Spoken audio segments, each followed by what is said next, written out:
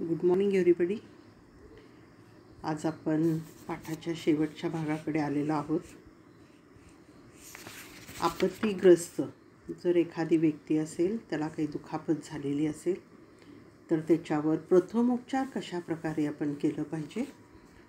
कारण डॉक्टरांचा सल्ला घेणं, त्यांचा उपचार घेणं तर आवश्यकच असतं, पण जोपर्यंत आपण डॉक्टरांकडे जात नाही, डॉक्टरांची मदत घेऊ शकत नाही, तोपर्यंत जर आपण त्याच्यावर प्रथमोपचार जर केले तर खूप म्हणजे आपण जणांचं त्याचं त्रास जो आहे तो त्रास म्हणा, किंवा काही वेळेस म्हणजे प्राणसुद्धा जाण्याची शक्यता असते. हार्ट पंपिंगमध्ये आपण बघितलं, जर हार्ट अटॅक वगैरे आलेला असेल आणि आपण पंपिंग जर त्याचं केलं तिथंच, तर मग त्याचे डॉक्टरांपर्यंत जाईपर्यंत आपण त्याचे प्राण वाचवू शकतो. खूपदा तुम्ही टी व्हीमध्ये किंवा पिक्चरमध्ये वगैरे बघतात की थोडा वेळ लवकर आला असतात तुम्ही तर त्याचे प्राण वाचले असते असं डॉक्टर वगैरे म्हणताना. तर असं आपण त्या डॉक्टरांचा डॉक्टरपर्यंत जाईपर्यंत आपण जर त्याच्यावर योग्य उपचार, प्रथमोपचार जर केले तर एखाद्याचा प्राणसुद्धा आपण वाचवू शकतो. तर काल आपण आपत्तीमध्ये जर एखाद्या व्यक्तीचं जर मग आपत्ती झाली असेल आणि त्याचं जर समजा श्वासोच्छ्वास जर बंद पडलेला असेल, श्वास घ्यायला त्याला जर त्रास होत असेल, तर आपण ABC पद्धती काल आपण पाहिली. ए म्हणजे एअरवे, श्वासमार्ग त्याचा खुला करणे. बी म्हणजे ब्रिदिंग, म्हणजे हनुवटी वर करायची त्याची, आणि असं हनुवटी वर करून आपण त्याचा जर श्वासमार्ग जर मोकळा केला तर त्याला श्वास घ्यायला सोपं जातं. आणि एकदा नियमित श्वास त्याचा सुरू झाला की मग आपण डॉक्टरांचा त्याचं उपचार आपण केलं पाहिजे. त्याच्यानंतर आपण ब्रीदिंग बघितलं. ब्रीदिंग म्हणजे कृत्रिम श्वासोच्छ्वास करणे. समजा एखाद्या व्यक्तीला जर श्वास घ्यायला त्रास होत असेल, त्याचा श्वास जर काही कालावधीसाठी बंद पडला असेल, तर आपण त्याला कृत्रिम श्वासोच्छ्वास द्यायचा. म्हणजे आपल्या तोंडामध्ये वाफ घ्यायची, त्याचं तोंड उघडं करायचं आणि ती वाफ त्याच्या तोंडात सोडायची. त्याला आपण कृत्रिम श्वासोच्छ्वास म्हणतो. आणि तिसरं जे आहे C, ABC मधलं C आहे. C म्हणजे सर्क्युलेशन.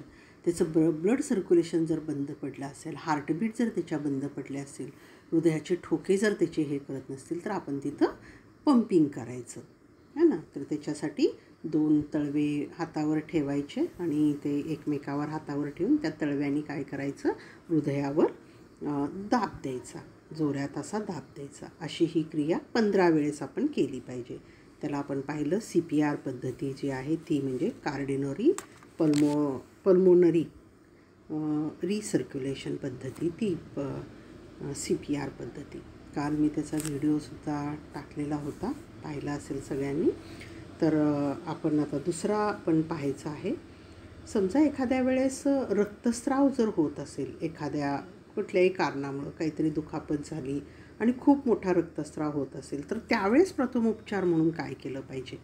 तर त्यावेळेस जिथं रक्तस्राव होत आहे, ज्या भागावर रक्तस्राव होत आहे, तिथं निर्जंतुक आपला अंगठा वगैरे, निर्जंतुक याच्यासाठी की त्या अंगठ्यातून परत जंतुसंसर्ग होऊ नये म्हणून निर्जंतुक म्हणजे जोरात तुम्ही तुमच्या स्वच्छ कपड्याला वगैरे आपला अंगठा पुसायचा आणि तो अंगठा काय करायचा, जिथं आपल्याला एखाद्या त्या व्यक्तीला रक्तस्राव होत असेल त्या व्यक्तीच्या जखमेवर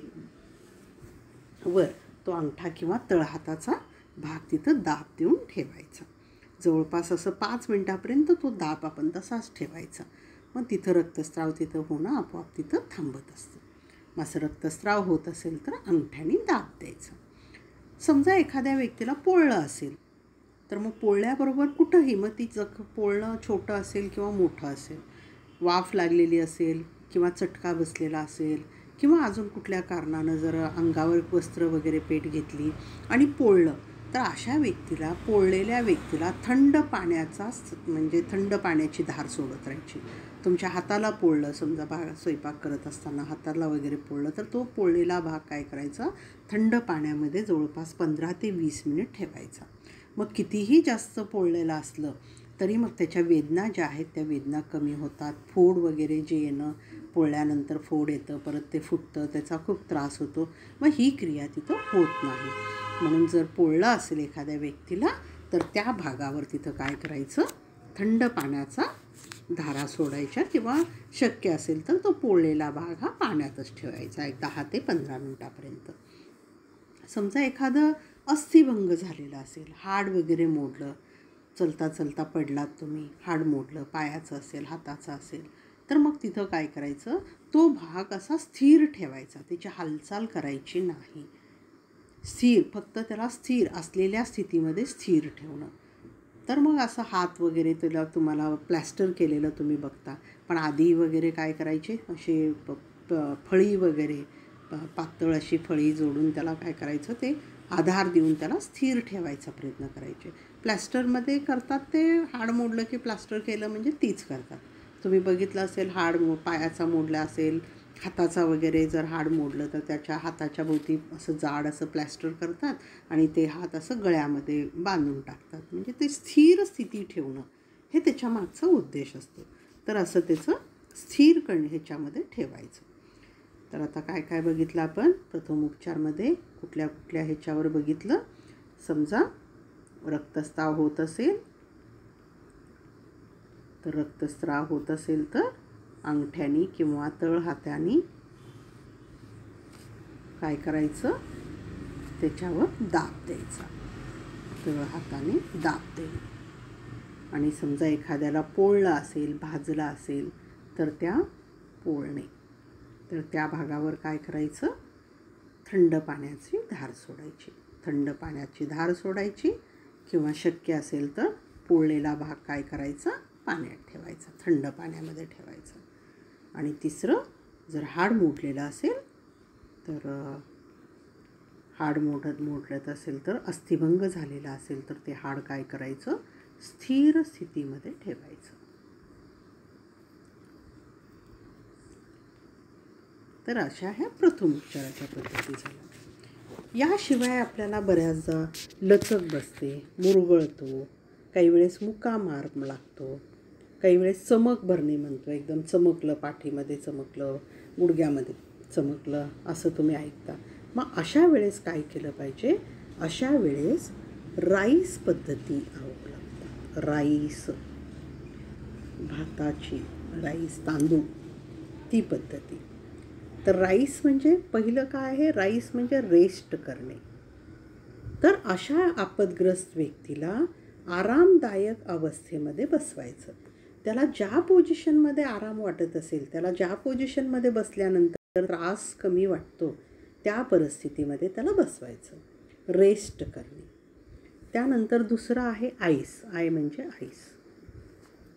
आईस म्हणजे जिथं ज्या मार वगैरे लागलेला आहे, मुक्का मार वगैरे लागलेला आहे किंवा लचक भरलेली असेल, एखाद्या ठिकाणी मुरगळलं असेल पाय वगैरे, तर अशा ठिकाणी काय करायचं, थंड पाणी किंवा आईस, बर्फाचे गोळे त्याच्यावरनं फिरवायचे. त्या ह्याच्यामध्ये बर्फाची म्हणजे पोटली करायचं, एखाद्या कपड्यामध्ये असेल किंवा एखाद्या पातळ अशा कॅरी बॅगमध्ये वगैरे बर्फ टाकायचा आणि ती कॅरी बॅग वगैरे त्याच्यामध्ये त्या जखमेवर तिथं ठेवायची, राईस. त्याच्यानंतर तिसरं आहे कंप्रेशन. कंप्रेशन म्हणजे मसाज. मग काय करायचं, बर्फाची पोटली थोडा वेळ ठेवायची त्या भागावर आणि हळूहळू काय करायचं, त्या भागावर सावकाश असं मसाज करायचं. आता त्याच्यासाठी तुम्ही मलम वगैरे वापरलं तरी चालतं. जरी मलम वगैरे नसेल तर असं कुठलंही तुम्ही तेल वगैरे घेऊन किंवा क्रीम वगैरे कुठलं घेऊनसुद्धा तुम्ही असे हळूवार ह्याच्याने त्याला मसाज करायची, कंप्रेशन. आणि चौथा आहे इलिव्हेट. इलिव्हेट म्हणजे उंचावणे. लागलेला भाग काय करायचा, आपण थोडासा उंच करायचा. समजा तुमच्या हाताला मार लागलेली आहे, मग ते हात वगैरे काय करायचं, असं वरच्या बाजूला वगैरे ठेवायचं किंवा हाताच्या खाली असं उशा 2-3 उशा वगैरे ठेवून तो भाग जरा उंच करायचा. पायाला लागलेला असेल तर पायाला तुम्ही दवाखान्यामध्ये वगैरे बघता, जर पायाला फ्रॅक्चर झालं, मुरगाळलं की ते काय करतात, पायाला अशी दोरी बांधतात, बँडेड हे करतात आणि ते दोरी परत कुठंतरी वर टांगतात. अशी पाय असा त्याचा उंच भागावर असा ठेवला जातो. तर अशा प्रकारे उंच भागावर करणे किंवा तो भाग उंचावणे. तर असं लचक भरलेली असेल, पाय मुरगाळला असेल, मुका मार लागलेला असेल तर आपण कुठली पद्धती अवलंबायची? राईस पद्धती. लक्षात? राईस. आर म्हणजे रेस्ट, आय म्हणजे आईस, सी म्हणजे कंप्रेशन आणि ई म्हणजे इव्हॅल्युएट करणे किंवा उंचावणे. म्हणजे हे आराम करणे, हे थंड पाण्याची पोटली ठेवणे, हे मसाज करणे आणि हे उंचावणे. ठीक आहे. तर अशा आपण वेगवेगळ्या आजारावर आपण वेगवेगळ्या प्रथमोपचाराच्या पद्धती पाहिल्या. त्यानंतर आपल्याला एक छोटं अजून हे पाहायचं आहे. एखादं समजा रुग्णाचं वगैरे किंवा आपदग्रस्ताचं वगैरे तो चालण्यास शक्य नसेल अशा रुग्णाला वगैरे, तर त्याचं वहन कसं करायचं, अशा रुग्णाला एका ठिकाणाहून दुसऱ्या ठिकाणी कसं न्यायचं, तर यासाठी आपण वेगवेगळ्या पद्धती आपण वापरत असतो. गेल्या वर्षी आपल्याकडे ते डॉक्टर्स वगैरे आले होते. त्यांनी तुम्हाला प्रॅक्टिकल करून दाखवलेलं होतं. स्ट्रेचर पद्धती, कुबडा पद्धती, पाळणा पद्धती. हे पहा, इथं तुम्हाला आहे. हे पहा, पहिलं जे आहे ही आहे पाळणा पद्धत. आता हे पाळणा पद्धत केव्हा वापरता येते? जेव्हा एखादं मूल कमी वजनाचं असेल, रुग्ण वगैरे कमी वजनाचे असतील, म्हातारे असतील, लहान मुलं असतील, अशा कमी वजनाच्या रुग्णासाठी आपण ही पाळणा पद्धत वापरता येतो. पाळण्यासारखं असं दोन्ही त्याच्या पाठीखाली दोन्ही हात घालायचे आणि उचलायचं. लक्षात? आता ही दुसरी जी पद्धत आहे कुबडी पद्धत, मानवी कुबड पद्धत. आता ही पद्धती केव्हा वापरायची?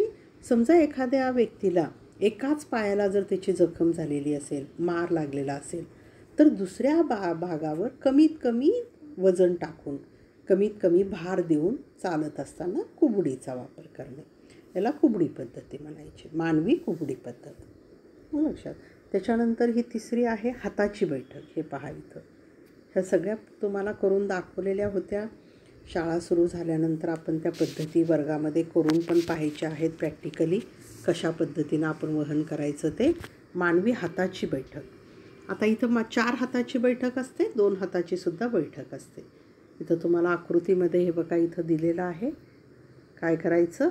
आपला उजवा हात उजव्या हाताचा पंजा डाव्यावर ठेवायचा, आपल्याच हाताच्या डाव्यावर ठेवायचा आणि डावा हा दुसऱ्या व्यक्तीच्या उजव्यावर आणि त्याचा उजवा त्याच्या स्वतःच्या डाव्यावर, अशी ही चौकट तयार होते. मग त्या चौकटीवर न्यायचं, त्याला म्हणायचं 4 हाताची बैठक. लक्षात? आता ही बैठक कशासाठी मुख्यतः येते? जेव्हा रुग्णाच्या कमरेखाली भागाला आधाराची गरज असते, पायाला वगैरे कमरेला वगैरे असं असेल तर मग ती पाळणा 4 हाताची बैठक आपण तिथं करू शकतो. त्याच्यानंतर इथं पहा, इथं तुम्हाला दिलं खेचून घेणे किंवा उचलून नेणे. मग इथं काय करतात? बेशुद्ध व्यक्ती जर असेल एखादा, तर ह्या बेशुद्ध व्यक्तीला असं मागच्या बाजूनं सपोर्ट दिला जातो, दुसरा व्यक्ती त्याचे पाय धरतो आणि त्याला ते उचलून घेऊन जातात. मग त्याला खेचून नेणे किंवा उचलून नेणे पद्धत म्हणतात. त्यानंतर दुसरी इथं जी आहे हे काय इथं दाखवलेली 2 हाताची बैठक. ही 2 हाताची बैठक. आता ही 2 हाताची बैठक कशासाठी? जे रुग्ण आता स्वतःचे म्हणजे हात उचलू शकत नाहीत, परंतु स्वतःचं शरीर सरळ ठेवू शकतात, अशा व्यक्तीसाठी ही 2 हाताची बैठक करतात. मग याच्यामध्ये फक्त काय केलं जातं? 2 हाताच्या बैठकीमध्ये असे एकमेकाचे हात पकडतात एकमेकाच्या कोपऱ्याला आणि त्याला तिथं बसवतात. तुम्ही बऱ्याचदा ग्राउंडवर वगैरे तसं करता. असं दुसऱ्या लहान कमी वजनाच्या मुलाला त्याच्यावर बसवायचं आणि आपण हे करायचं, हलवायचं त्याला. तर ही 2 हाताची बैठक. या पद्धतीमध्ये फक्त समजा तो व्यक्ती म्हणजे स्वतःचे हात जर वापरू शकत नसेल तर त्या पद्धतीचा वापर करतात. आणि त्याच्यानंतर जी आता अग्निशामक दलामध्ये वगैरे जी पद्धती वापरतात त्यामध्ये मुख्यतः स्ट्रेचरचा वापर करतात. हे स्ट्रेचर आता बऱ्याच तुम्ही पिक्चरमध्ये टी व्हीमध्ये वगैरे दाखवता स्ट्रेचरचा वापर करून.